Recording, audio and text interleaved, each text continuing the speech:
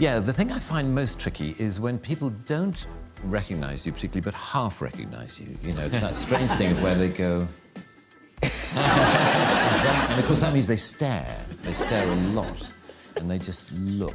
You're sort of feeling, I wish that person wouldn't stare at me. So, I'd rather just, hold up a flag saying, yes. Yes, it's me. A few years ago, there was, I was in a Land Rover parts department near Peterborough, the kind of place you find me on most Saturdays. I was standing around with a group of guys, and I could see this guy doing that.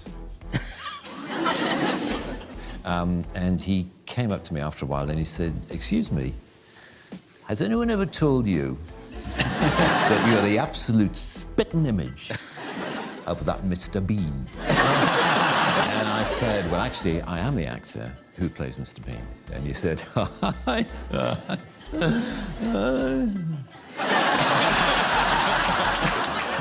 "I bet you wish you were."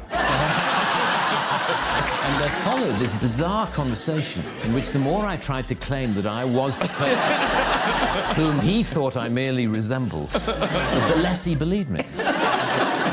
But what was funny was how close he thought I was to he said, "The resemblance is uncanny.